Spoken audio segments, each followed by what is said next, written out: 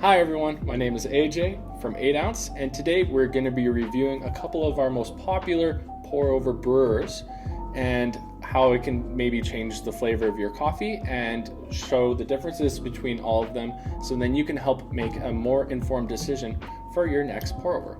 Without further ado, let's get going. Now let's first start with the Chemex brewer, a very iconic shape and style of brewer that was actually invented in 1941 in the eastern United States. A great positive of this brewer is that both your pour-over portion and your vessel portion are all singularly put together. And you can choose between a classic wood neck style, like this one right here, or we also have modern glass-handled styles as well. They also have hand-blown models as well, so then you can even have a Chemex that you know has been handcrafted in person within the United States. Most coffees that come through the Chemex are going to have a little bit more of like a cleaner cup, just because of the thick paper that Chemex has been famously known for. While there is other options like the Able cone filters and also Coffee Sock's cloth reusable filters as well, if you're wanting to be a bit more eco-friendly. The Chemex is going to be very great, and it's going to look good on your counter and something that you maybe don't even want to try and hide in your cupboards. And it makes a very great clean cup, and it makes a great Christmas gift as well. And now let's go to the Hario V60, which Hario was originally founded in the 1920s, while they actually invented the V60 pour-over in the 1950s. This pour-over, size 2, is a great and very iconic pour-over that you're going to find in probably the majority of your cafes. Now it comes with many different sizes and material options. So with materials, you can get anything from a more travel-friendly plastic to glass, ceramic, metal, like different versions of metal, even copper. Now this pour-over is going to be giving your cup a little bit more complexity. It is quite a thin paper when you compare it to the previous Chemex. So it'll give a little bit more clarity, and it'll let the coffee shine just a little bit more, or just show what the coffee has. Whether that is good or bad depends on the bean. The V60 is very easy to use and also doesn't have some issues that some people find, like clogging or slowing down. The V60 also has other counterparts that are similar to it, which is more of like a conical shape, which is also made by companies like Timor and also Kinto as well, which also have their own slight shape variations or different materials or thicknesses. Another main difference between this one and the next brewer that we're going to review, which is the flat bottom Kalita Wave, is that with the singular larger hole in the bottom, you're going to need to be a little bit more exact with how you pour, so trying to maintain that bed thickness being the same height, so then you aren't having a bed slanted to either side, so you can extract it a little bit more evenly. And last but not least, we have the Kalita Wave. Now, some people will refer to this also as a flat bottom because, surprise, surprise, it has a flat bottom. This brewer was also created in the 1950s, around the same time as Hario's V60. And people often compare and contrast this one to the Hario or conical shaped brewer.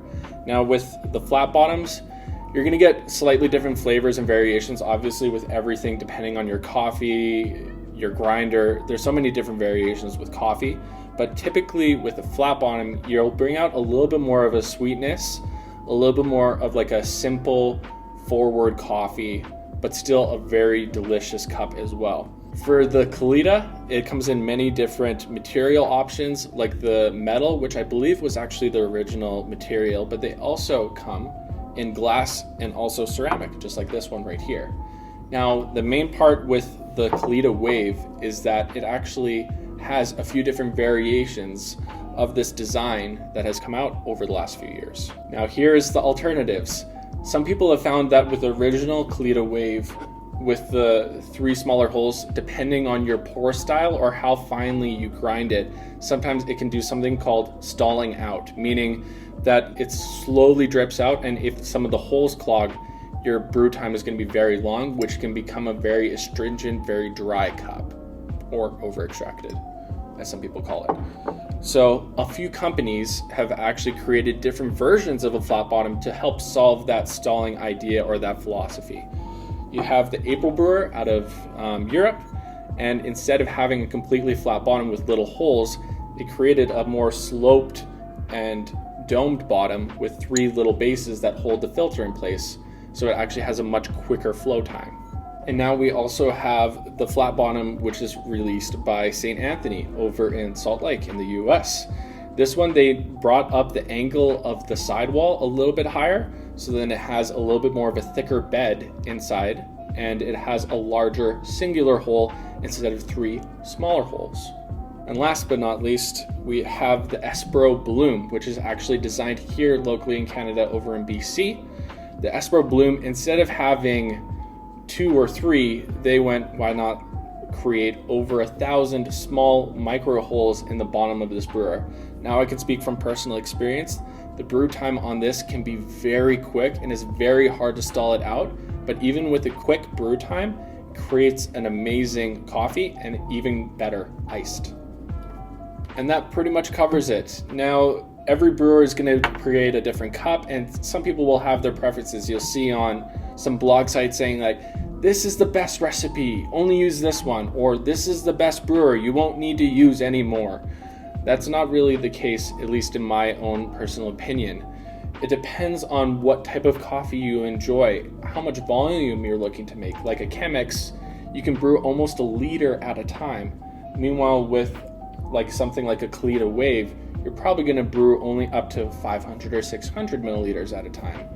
Or if you're brewing like a darker roasted coffee comparatively to a lighter roasted coffee, you might look at different brewers differently.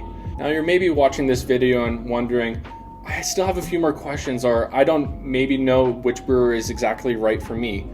Please feel free to send us an email or call us. We'll put some links in the description below to contact us, and we would love to talk to you and help find the right brewer for you, because there's nothing better than a great cup of coffee in the morning.